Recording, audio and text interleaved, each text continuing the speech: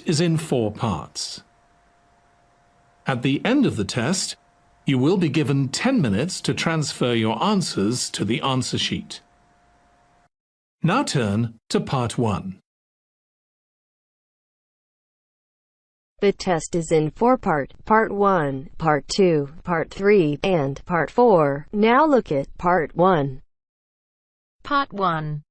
Hear a student called Joanna telling her friend about an arts festival, which is being held in the city where they are studying. First, you have some time to look at questions 1 and 2.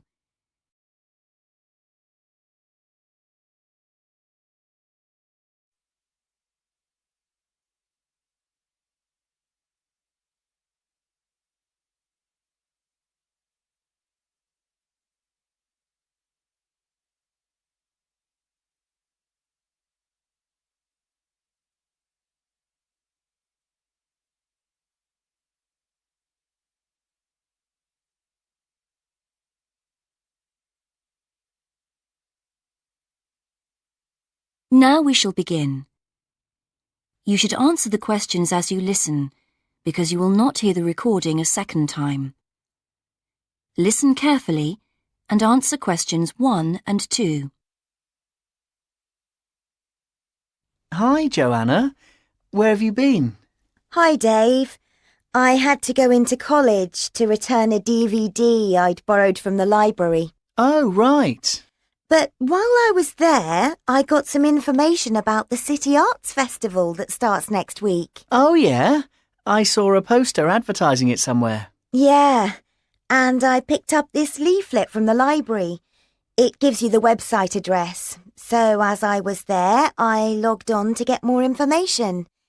Actually, although they've got the full programme of events fixed now, you can't book online, which seems strange. There's a number to phone, though.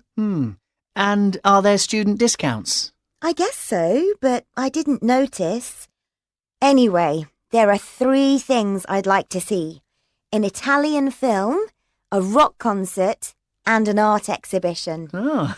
The exhibition's free, and you don't need to book, so I'll definitely go to that. But I'm going to get tickets for the film in case they sell out. Good idea. You can always buy concert tickets at the door, because that's in a really big hall. Right. Before you listen to the rest of the conversation, you have some time to read questions 3 to 10.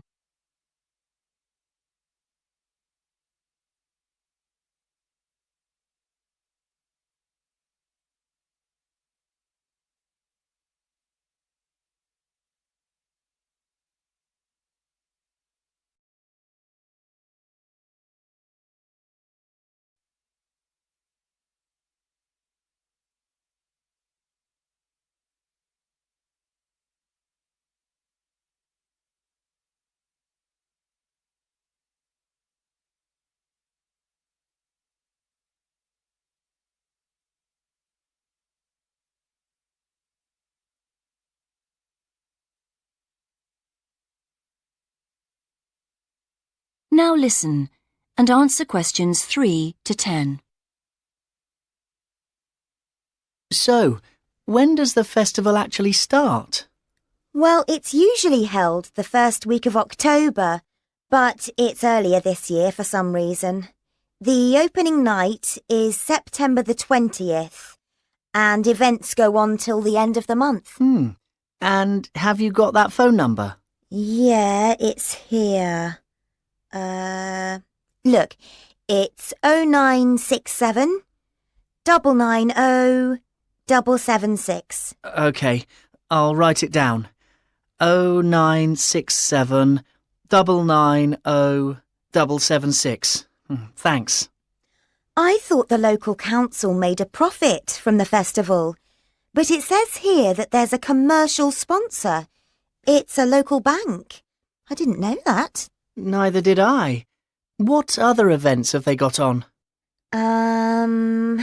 As well as the art exhibitions and stuff that's open every day, there are special events each day. Like on Monday, there's a musical in the City Hall. That's only £3.65 for students. I think I'll give that a miss. I've got football training on Mondays, but I'm free on Wednesday. There's a jazz band on then, and that's only £2.50 for students. Sounds good. Is that in the City Hall too? We could go. Well, I'm busy actually, but it's at the Sports Centre if you're interested. Oh, right. Thursday's the cheapest event, only £1.25 for students, and it's on in the library. Can you guess what it is? Probably the college choir. Actually, no. They've not been asked, apparently. Oh. No, it's a poetry evening. Isn't there any modern dance on anywhere? On Friday. That's at the college. It's quite expensive, though. £15 for adults and £12.75 for students. Oh, yes, that is a lot. If I'm going to spend that much, I'd prefer to go out on Saturday. Yeah, me too. But on Saturday night, there isn't live music or a party or anything. Just the fireworks in the city park. And that's only £1.50. Yeah, that'd be good. That is the end of part 1. You now have half a minute to check your answers.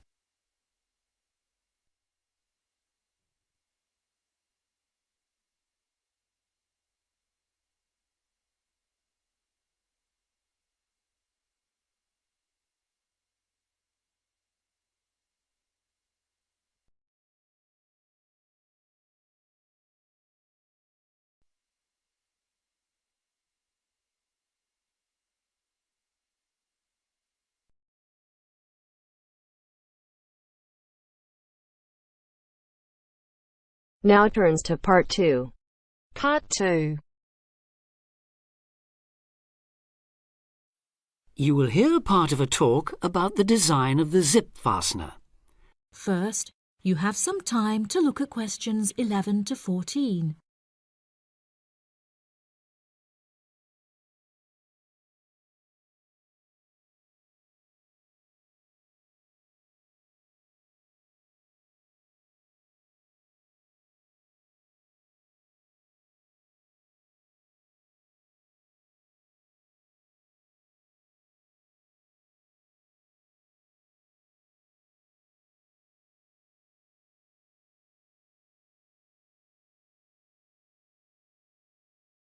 Now listen carefully and answer questions 11 to 14.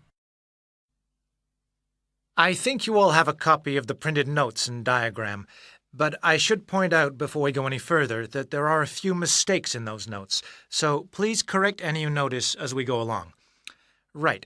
As you can see, we are going to be looking at the zip, or zipper as it's known in the US, which is where it had its origins in 1851. In fact, it was initially given the rather less catchy name of the automatic continuous clothing closure by the person that invented it, Elias Howe, who also designed the first sewing machine. It wasn't until 1893, though, that someone actually tried to market the zip, when Whitcomb Judson, another American inventor, took what he called the clasp locker to the World's Fair held that year in the U.S.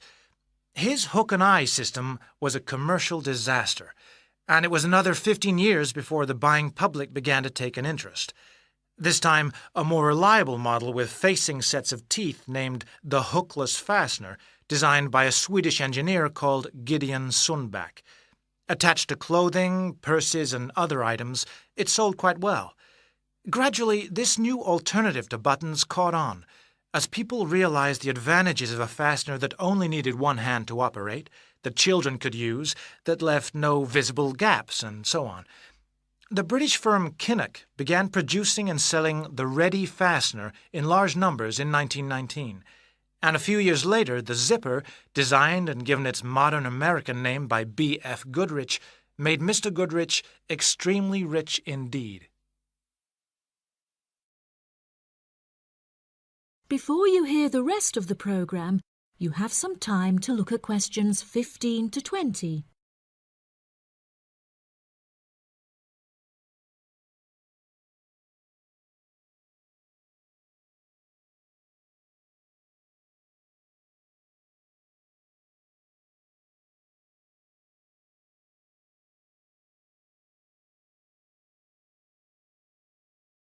Now listen and answer questions 15 to 20. If its use in trousers was a major factor in establishing the zip as a fashion icon, despite its occasional tendency to trap parts of the wearer's anatomy, another major breakthrough came with the separable zip, the kind that opens at both ends. This type, still widely used in a range of items, from jackets to tents, is shown in the diagram.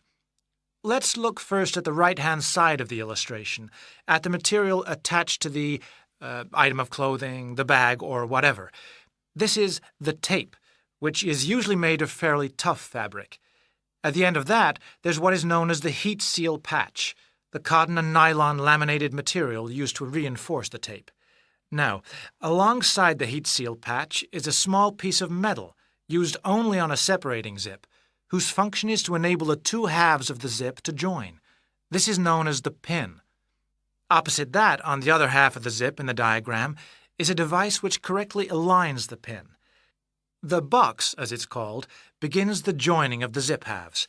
Running up the inside edge of each half are dozens, possibly hundreds of metal teeth, each of which has a small hook and an equally tiny hollow.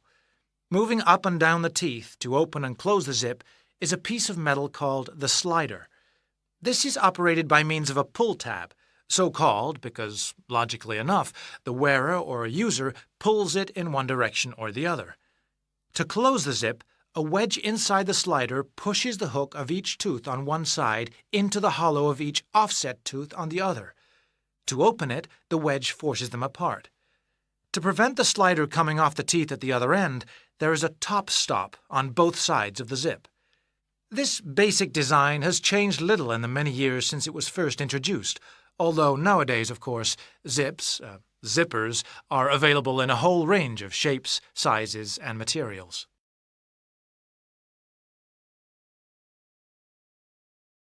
That is the end of part 2. You now have half a minute to check your answers.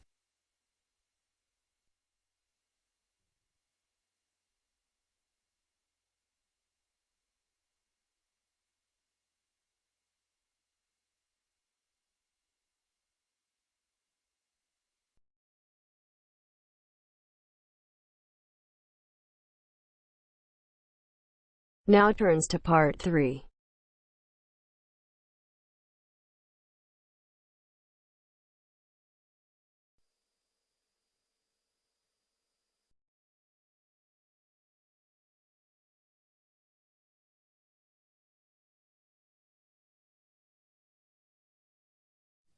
You're going to hear a university tutor interviewing a candidate for a place on a postgraduate diploma course in teaching geography.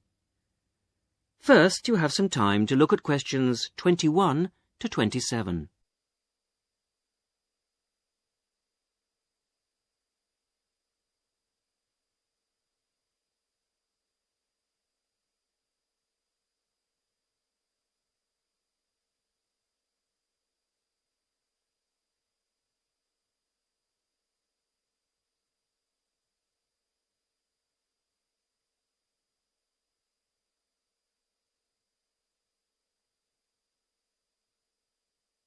Now listen carefully to the first part of the interview and answer questions 21 to 27.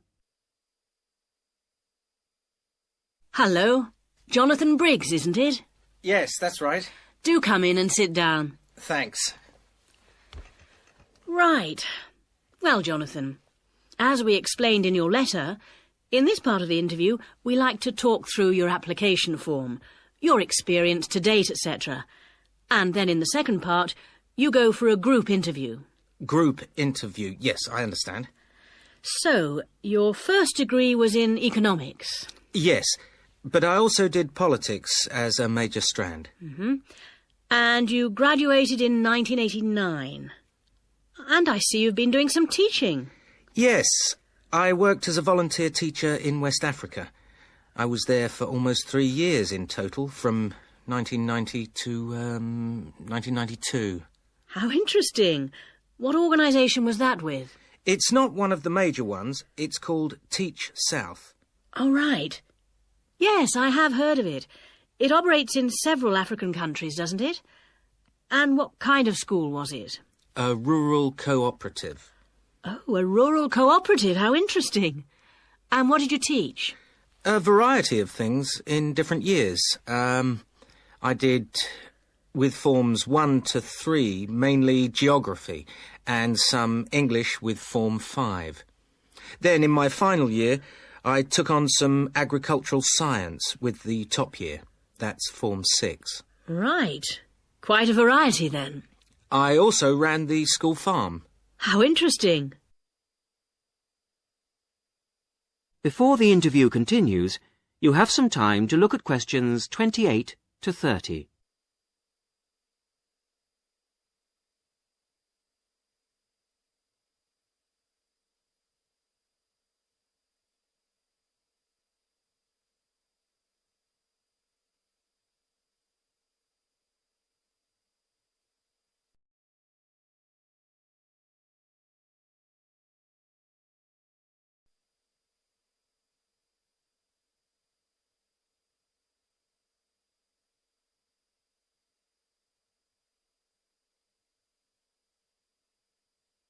Now listen to the rest of the interview and answer questions 28 to 30.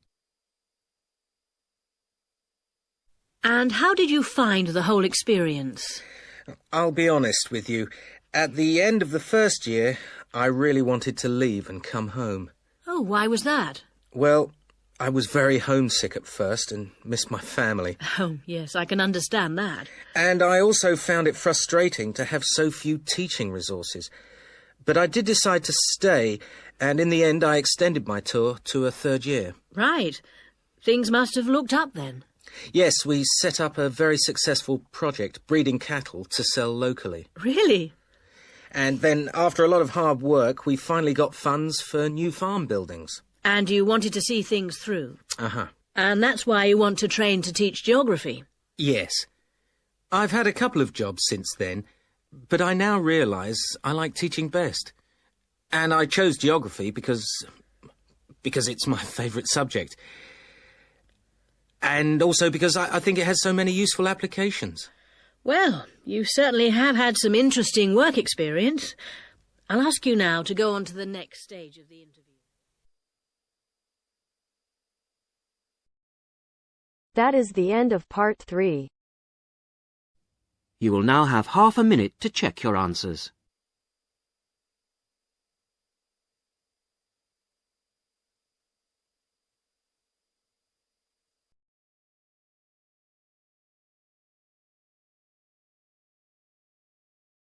Now turns to part 4.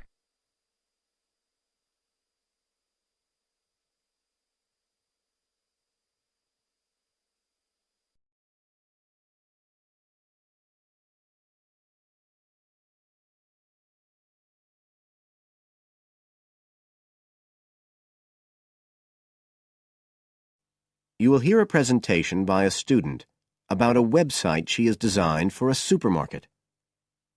First, you have some time to look at questions 31 to 40 on pages 113 and 114.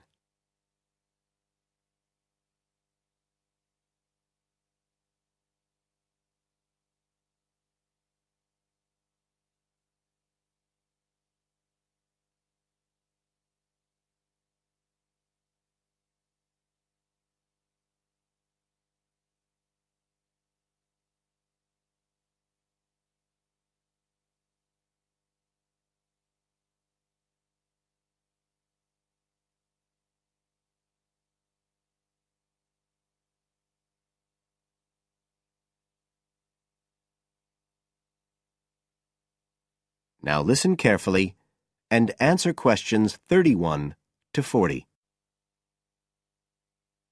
For my website design project, I decided to approach SuperSave supermarkets because I have an evening job at the supermarket, so I already have a slight insight into their organisational goals and workings. The field research for my project was in 2 stages. First, I had an interview with Mr. Dunn, who is in charge of SuperSave's customer care department. I discussed the project with him in order to identify the supermarket's requirements. Mr. Dunn said customers are often unwilling to make a face-to-face complaint when they've experienced difficulties with a product or a member of staff or anything related to the supermarket. So he said a website which allowed members of the public to get in touch with the organisation and bring the problem to their attention in a private manner might be very useful, and we agreed that I'd work on this. For the second stage of my research, I devised a questionnaire to put to SuperSave customers. I needed to find out about the customers' experiences of problems together with their attitudes towards making complaints, both directly and indirectly. I used a mixture of closed questions, such as, have you ever experienced a problem at any SuperSave store? And open questions, such as, what would you find helpful about a customer complaint website? I decided to do interviews rather than rely on distribution of the questionnaire, as I felt this was likely to lead to a higher take-up rate. I visited 4 SuperSave stores, 2 in the city centre and 2 in the outskirts, and altogether I interviewed 101 respondents. Then finally, I analysed the results.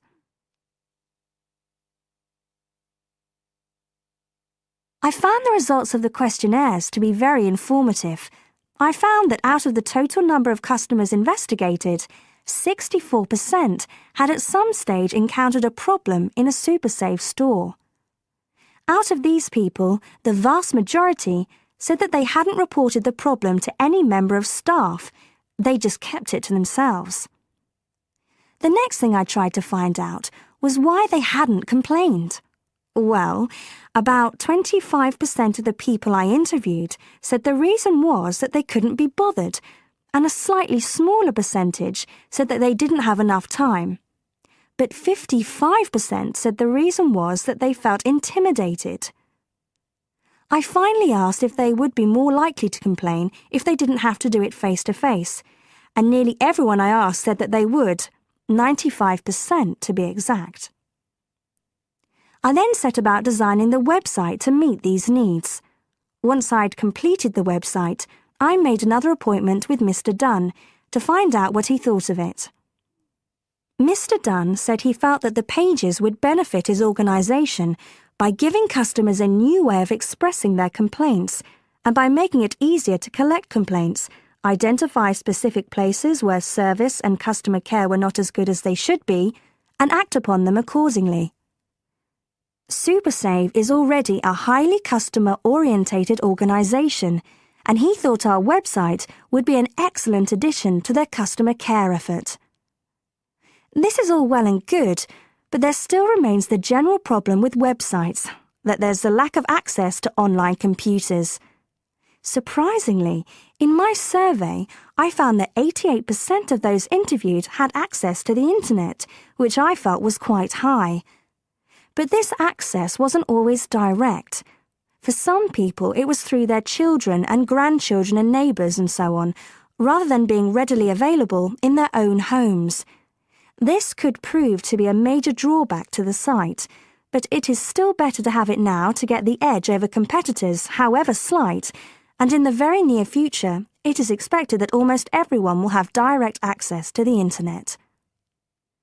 Another thing to consider is that at the moment I can only base our conclusions on data gathered from a tiny fraction of the supermarket's customer base.